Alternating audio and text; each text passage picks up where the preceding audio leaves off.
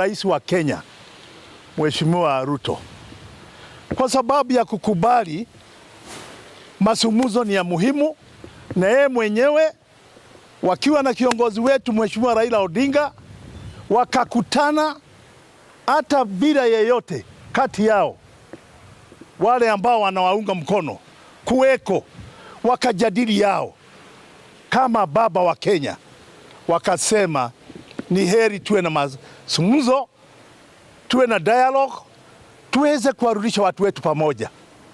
Haya mambo ya maafa, hii shida ya uchumi hayawezi kutatuliwa na mwingine, ni sisi tu. Kwa hivyo Rais Ruto, tunakuambia shukrani sana kwa sababu ya hayo. Lakini tunataka kukuomba pia, ni uzuri na ni umuhimu, na hatukulazimishi kwa sababu hatujui wanazungumza kama kina nani. Viongozi ambao wako katika mrengo wako, viongozi kama kina Ichung'wa na wengine wa laini yake, wanasema ndio watasema ni agenda gani itajadiliwa katika haya mazungumzo. Haiwezekani ndugu zangu, na haitawezekana, na kama hawajui wajue leo, haitawezekana. Huu mlengo wa mazungumzo umeletwa niji mmoja karibu, sisi tuje karibu, tukutane pali pamoja, kwa sababu hatusungumuzi kwa sababu ya viongozi wetu, tunazungumza kwa sababu ya wananchi. Wananchi ndio walitufanya tutoke mabarabarani, tufanye maandamano, na yakatupata yale yaliyotupata. Polisi wakatoka wakafanya dhambi duniani hii, mpaka wakafanya dhambi mbinguni, wakaonekana kuwaua watoto, kuwaua vijana. Angaliani wale wote ambao tumeweka wakaburini wapumzike, na Mwenyezi Mungu awakumbuke katika vita hiyo. Ni vijana. Kwa nini mnaua vijana? Na hawa vijana mnajua ni wale ambao wana shida nyingi, wamesoma, wamehitimu, hawana kazi, ni sauti tu wanatoa, tunataka mtusaidie hivi. Na tunasikia kijana ambaye pia anamheshimu, ni mheshimiwa mbunge Ichung'wa, akisema mambo hayo isijadiliwe. Kwani Ichung'wa alichaguliwa na nani? Hakukuwa vijana katika Kikuyu waliokuchagua? Kwani viongozi ambao mnasema hayo yote, mnasema mkiwa Kenya Kwanza, hakuna vijana waliwachagua? Nini hii mmetuambia hasla hasla hasla? Na kama kuna mtu mmemaliza, mmemweka uoga, mmemweka baridi, ni vijana hasla. Nataka kuambieni ninyi wote, sisi ni wazee na tumeona mengi. Ulisema juzi kama hatutosheki kwa yale ambao tunaambiwa, tukitaka kurudi barabarani turudi. Nataka kuambia wajumbe wote wa Kenya Kwanza, barabarani si muhimu na si lazima tuende barabarani. Ni kwa sababu ya kukosa ujuzi ndio hamjui maandamano yanaweza kufanywa na njia nyingi. Kama kiongozi wetu leo Raila asimame pale mbele, aseme tusitoke nyumbani hata kwa wiki mzima, na magari yasitoke, na maroli yasitoke, na msiende kazini, tutakaa nyumbani. Ni faida gani kwa Kenya au kwa serikali? Na watu wote wamekaa nyumbani, hakuna kazi inaendelea. Ni uchumi unakufa, unafufua. Ni uchumi unakufa. Ndugu zetu, wakati mnasema, mjue ya kwamba kuna njia nyingi za kufanya maandamano. Nataka niwakumbushe ninyi wana habari. Mahatma Gandhi wakati alipokuwa akipigania kule India, Mahatma Gandhi alipoona vile alisumbuliwa na mkoloni, alifanya nini? Akasema kaeni nyumbani. Akasema nini? Maandamano bila fujo. Akasema nini? Hawasikii. Akasema nini? Tokeni mugawane ma streets. Wamama wapewe street yao, wakunie huko barabarani. Wanaume waende street yao, wakunie huko barabarani. Wengine peleka Kenyatta Avenue, wengine peleka Moi Avenue, wengine peleka Harambee Avenue, wengine peleka wapi? Wakunie huko. Waende wakunie mpaka Nairobi, Mombasa. Watalii waone hawakuji huko. Mabarozi wote asubuhi waingie kwa magari yao, wachukue ndege waende kwao, kwa sababu wanajua Kenya imeharibika. Kwa hivyo Kenya itanuka mkitaka inuke. Lakini tunasema hivi, ndugu zetu, hatutafanya hiyo. Lakini tunataka kuwafundisha hawa, hakuna maandamano wanajua. wakifikiria maandamano ni ile watume polisi waje waue watu. Tumeanza kufikiria taifa ni letu hili, kiongozi anayetulilia tunamuona, na tunajua Raila hapigani kwa sababu ya uongozi. Raila hapigani kwa sababu alishindwa kura. Raila hana maneno haya mambo yote, hata ingawa tutataa kusema hata sasa. Yale masavas mnaambiwa mfungue, hamufungulii malaika wa mbinguni, hamufungulii Muamerika au Muingereza. Mnaambiwa fungulieni wa Kenya waone haki yenu na ukweli wenu. Kwa nini mnakataa?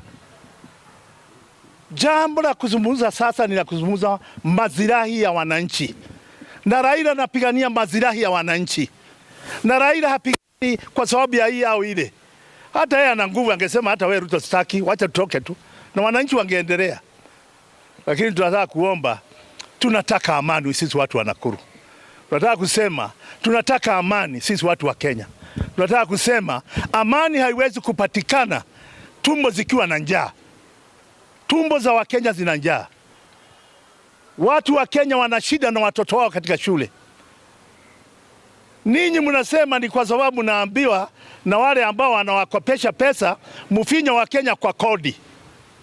Wacha nimwambieni, wa Kenya wanajua kwao, na hakuna shida. Tutasaidiwa na wale ambao wanatoka nje. Shida tutasaidiwa na Wakenya. Angalieni haya makodi, mengine repeal, mengine fanyeni amendment katika hiyo act. Sitaki kusema kwamba koti ilifanya mbaya kupitisha iendelee, lakini nataka kuuliza, hata jaji aliyesema hiyo kwake hana mtoto, na kwa kama kwake kuna shibwa, yeye hana mtoto, anaona jirani ana njaa kwa sababu ya baba yake. Zote tuchukue Kenya hii kama Kenya yetu. Wajumbe wa bunge, kazi yenu ni kutengenezea wananchi na kuwasaidia, kuwapigania. Ndio macho ya wananchi, ndio sauti ya wananchi. Makoti yetu ambayo tunaenda mambo ya kusaidiwa tukifinywa.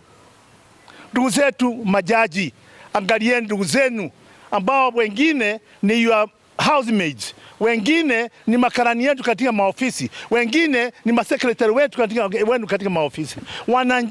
Wananjaa. Kwa nini mkiambiwa fanya hii mnafanya tu mkirudisha mkono kwa serikali? Mungu awabariki sana. Tungesema mengi, lakini tunataka kusema ya kwamba polisi tunawaomba wacheni mambo ya kupiga watu.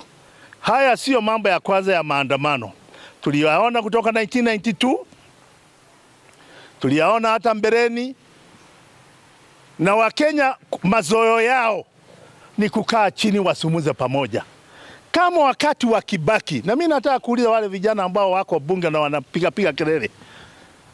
Sisi ni wazee, hata mkitukana sisi tulikaa bunge miaka 20. Hatuna maneno na wewe. Tunataka kuambia yale yalifanyika. Kama kwa hakika mliona Kibaki ambaye tulimsifu alikubali kusema na Raila, wakakaa chini. Na Wakenya mseme ukweli, na ninyi wabunge, wajumbe wa bunge mseme ukweli. Uchumi wa Kenya ulifufuka wakati Raila na Kibaki waliungana katika serikali ya mseto. Ndio wakati uchumi wa Kenya ulianza na ukafufuka. Mabarabara yakajengwa, barabara ya bypasses, mambo mengi yakafanywa Kenya. Pia Uhuru akachukua kutoka kwa mpango ulikuwa umepangwa, na akaendelea vile aliendelea. Nataka kuambia wale watu wa Kenya kwanza, miaka yenu 5 ya kwanza kama serikali ya Jubilee mlifanya yale mliweza kufanya. Sitaki kusema mkufanya, mlifanya. Lakini nataka kuambia ninyi, miaka ambayo kazi ya Uhuru itaonekana milele ni baada ya salamu yake na Raila Odinga. Ndio kazi ya Uhuru ilianza kuonekana. Uhuru akatambaa Kisumu, akatoa makwekwe katika bahari. Railway ikaanza ambayo ilikuwa imekufa. Akajenga railway mpya kutoka Mombasa kuja Nairobi. Akafanya mambo mengi ambayo mnayajua ninyi wote. Ndugu zetu, nataka kuambieni waandishi wa habari, tuna maneno mengi tunaweza kuambia Kenya. Na mimi nataka kuwaomba wa Kenya, simameni imara na muombe haya mazungumzo. Na tunataka kumsifu mzee Obasanjo. Tunajua ni baba wa Afrika. Saidia wa Kenya wetu waweze kufahamu maana ya amani, wale ambao hawajui. Na tunamuomba rais wetu, rais, usichoke kukubali. Kama sasa umepata 90% ya marks ya Wakenya waliosikia, umekubali mazungumzo na umekubali hata kukutana na Raila bila kuwa na watu kama Ichung'wa na wengine hawakuwa karibu. Wewe ulikutana na yeye ukaonyesha wewe ni baba taifa na unataka mapenzi, msimamo na amani ya kitaifa. Mungu wabariki sana ndugu zetu. Tunataka amani, tutasema amani, tutaomba amani na tunaomba watu wa Kenya kwanza. Hatujachoka kurudi barabarani na tuna njia nyingi za kurudi barabarani. Naweza kusema barabara zote watu wakunie, watalii waende kabisa.